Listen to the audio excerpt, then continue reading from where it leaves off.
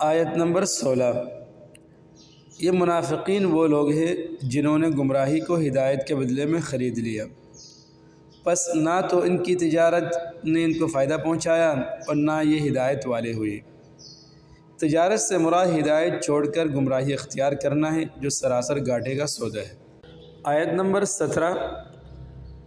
ان لوگوں کی مثال اس شخص کی سی ہے جس نے آگ جلائی، پس آس پاس کی چیزیں روشنی میں آئی ہی تھی کہ اللہ ان کے نور کو لے گیا اور انہیں اندھیروں میں چھوڑ دیا جو نہیں دیکھتے۔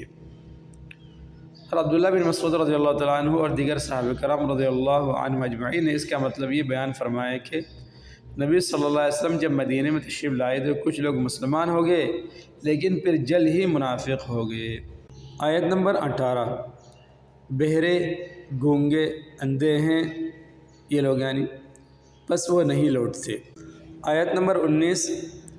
یا آسمانی برسات کی طرح جس میں اندھیریاں اور گرج اور بجلی ہو، موت سے ڈر کر کڑاکے کی وجہ سے اپنی انگلیاں اپنے کانوں میں ڈال لیتے ہیں، اور اللہ تعالیٰ کافروں کو گھیرنے والا ہے۔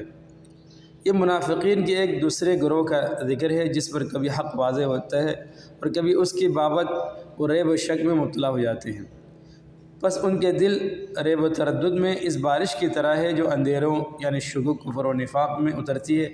گرج چمک سے ان کے دل ڈر جاتے ہیں، حتیٰ کہ خوف کے مارے اپنی انگلیاں اپنے کانوں میں ٹھوس لیتے ہیں، لیکن یہ تدبیریں اور یہ خوف و دہشت انہیں اللہ کی گرفت سے نہیں بچا سکے گا، کیونکہ وہ اللہ کے گھیرے سے نہیں نکل سکتے۔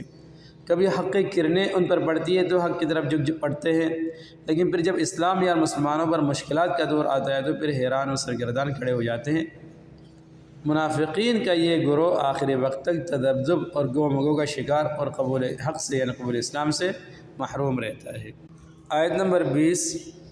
قریب ہے کہ بجلی ان کی آنکھیں اچک لے جائے، جب ان کے لیے روشنی کرتی ہے تو اس میں چلتے پھرتے ہیں، اور جب ان پر اندھیرا کرتی ہے تو کھڑے ہو جاتے ہیں، اور اگر اللہ تعالیٰ چاہے تو ان کے کانوں اور آنکھوں کو بیکار کر دے۔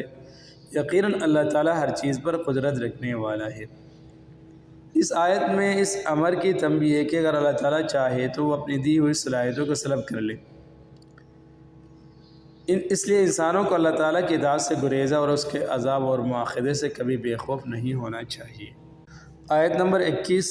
اے لوگوں، اللہ تعالیٰ فرماتے ہیں انسانوں کو مخاطب کر کے، اے لوگوں، اپنے اس رب کی عبادت کرو جس نے تمہیں اور تم سے پہلے کے لوگوں کو پیدا کیا، یہی تمہارا بچاؤ ہے۔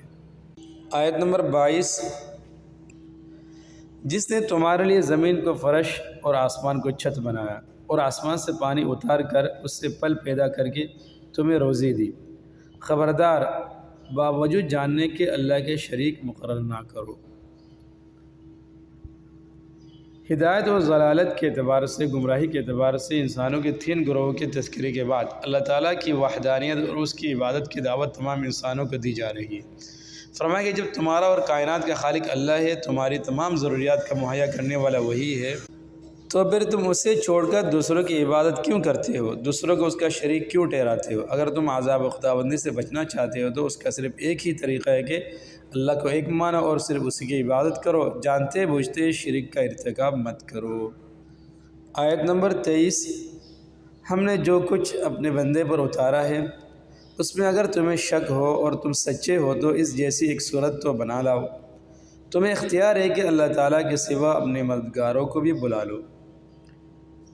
اب اس آیت میں اللہ تعالیٰ توحید کے بعد اب رسالت کا اس بات فرما رہے ہیں کہ ہم نے اپنے بندے پر جو کتاب نازل فرمائی ہے اس کے منزل من اللہ ہونے میں اگر تمہیں شک ہے تو تم اپنے تمام حمایتیوں کو ساتھ ملا کر اس جیسی ایک ہی صورت بنا کر دکھا دو، اور اگر ایسا نہیں کر سکتے تو تمہیں سمجھ لینا چاہیے کہ واقعی یہ کلام کسی انسان کی کاوش نہیں ہے، کلام الہی ہی ہے، اور ہم پر اور رسالت محمدیہ پر ایمان لا کر جہنم کی آگ سے بچنے کی سعی کرنی چاہیے جو کافرے کے لیے ہی تیار کی گئی ہے، جو آگ۔ آیت نمبر 24۔ پس اگر تم نے نہ کیا اور تم ہرگز نہیں کر سکتے تو اسے سچا مان کر، اس قرآن کو سچا مان کر اس آگ سے بچو جس کا ایندھن انسان اور پتھر ہے، جو کافروں کے لیے تیار کی گئی ہے۔ یہ قرآن کریم کی صداقت کی ایک اور واضح دلیل ہے کہ عرب و عجم کے تمام کافروں کو چیلنج دیا گیا، لیکن وہ آج تک اس کا جواب دینے سے قاصر ہے اور یقیناً قیامت تک قاصر رہیں گے۔ پتھر سے مراد بقول ابن عباس رضی اللہ تعالیٰ عنہ گندک کے پتھر ہے، اور بعض حضرات کے نزدیک پتھر کے وہ اصنام یعنی بت بھی جہنم کا ایندھن ہوں گے جن کی لوگ دنیا میں پرستش کرتے رہے ہوں گے، جیسا قرآن مجید میں بھی ہے انکم وما تعبدون من دون اللہ حصب جہنم، اور تم اور جن کی تم عبادت کرتے ہو جہنم کے ایندھن ہوں گے۔